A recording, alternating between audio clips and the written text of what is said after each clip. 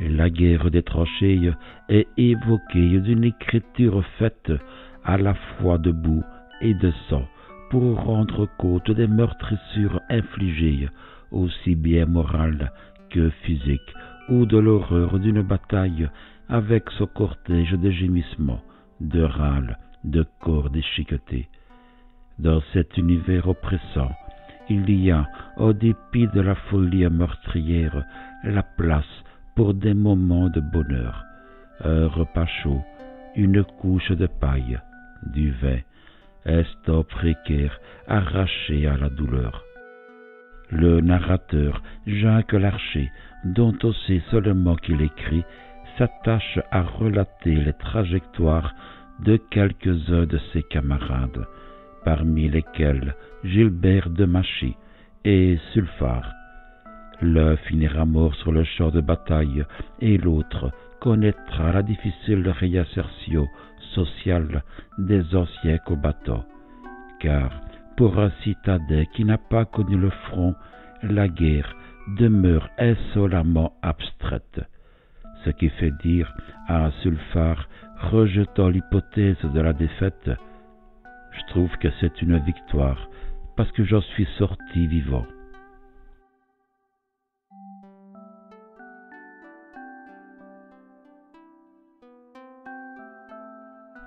C'est vrai, on oubliera. Oh, je sais bien, c'est odieux, c'est cruel, mais pourquoi s'indigner? C'est humain. Oui, il y aura du bonheur, il y aura de la joie sans vous, car tout pareil aux étangs transparents, dont l'eau limpide dort sur un lit de bourbe, le cœur de l'homme filtre les souvenirs et ne garde que ceux des beaux jours. La douleur, les haines, les regrets éternels, tout cela est trop lourd, tout cela tombe au fond. On oubliera, les voiles de deuil, comme des feuilles mortes, tomberont, et l'image du soldat disparu s'effacera lentement dans le cœur consolé de ceux qui l'aimaient tant, et tous les morts mourront pour la deuxième fois. Non, votre martyre n'est pas fini, mes camarades, et le fer vous blessera encore quand la bêche des paysans foulera votre tombe. Ce qui donne au roman toute sa valeur, c'est l'écriture précipitée qui voudrait tout dire sur cette guerre dont on ne sait pas si l'on en sortira vivant. L'enjeu premier est de rester en vie par une succession de fragiles victoires sur la mort qui arrache les hommes au sort destructeur auquel tout être vivant est voué dans ce monde de saleté et de pluie qui ruisselle de façon incessante et qui s'infiltre partout. Roland d'Orgelès s'est attaché non seulement à décrire la guerre dans son aspect quotidien, presque routinier, mais également dans la fidèle reconstitution des parlers particuliers et des argots propres à chacun. Les Croix de bois, roman écrit en 1917, ressemble davantage à une suite d'épisodes ou de scénettes évoquant la guerre sous ses aspects les plus divers, grotesques, pathétiques et même parfois drôles, qu'à une narration linéaire où se profilerait une histoire bien définie.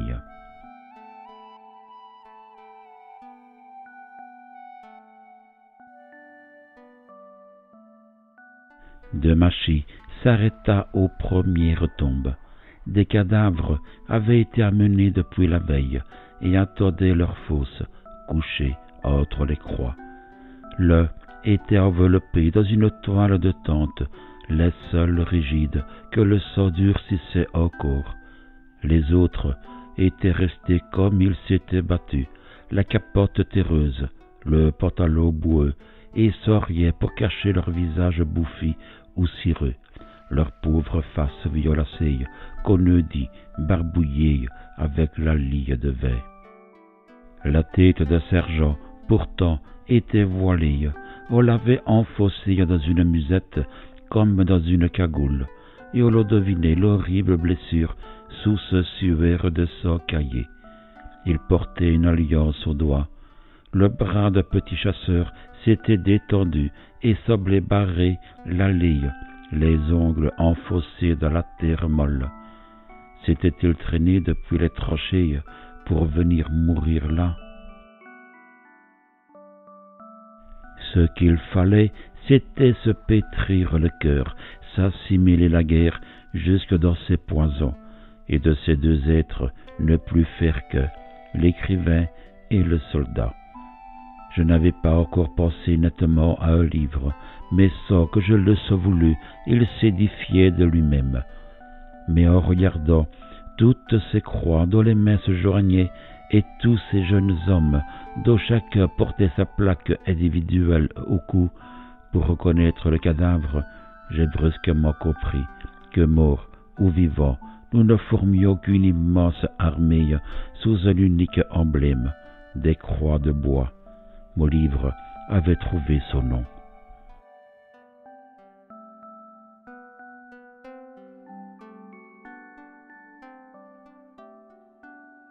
Il a fallu tenir 10 jours sur ce morne chantier, se faire hacher par bataillons pour ajouter un bout de champ à notre victoire. Un boyau éboulé, une ruine de bicoque, mais je puis chercher, je ne reconnais plus rien. Les lieux où l'on a tant souffert sont tout pareils aux autres, perdus dans la grisaille, comme s'il ne pouvait y avoir qu'un même aspect pour un même martyr. C'est là, quelque part. L'odeur feinte des cadavres s'efface. On ne sent plus que le chlore répandu autour des tonnes d'eau. Mais moi, c'est dans ma tête, dans ma peau que j'apporte l'horrible haleine des morts. Elle est à moi, pour toujours. Je connais maintenant l'odeur de la pitié.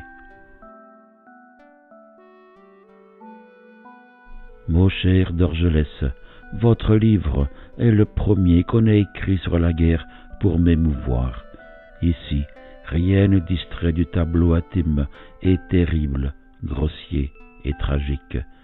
Il n'y a pas de chemin de fer qui coupe la fresque, ni de dame à bouquet qui adoucisse la beauté simple. Vous n'attendez pas de moi que je catalogue vos dos, la puissance de l'image. J'aime mieux vous remercier d'avoir fait un beau livre, simple comme notre époque et qui m'émeut comme elle.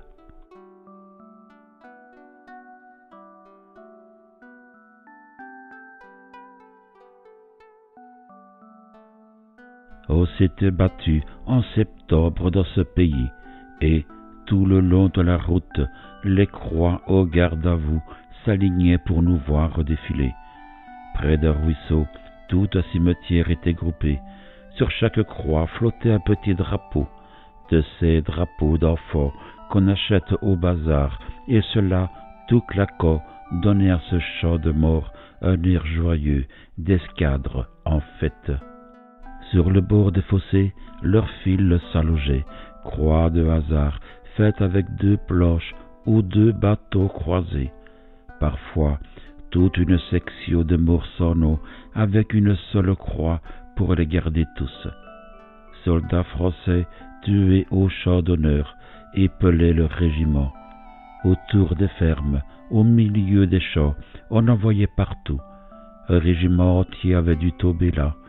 Du haut de talus, encore verts, ils nous regardaient passer, et l'on nous dit que leurs croix se penchaient pour choisir dans nos rangs ceux qui demain les rejoindraient.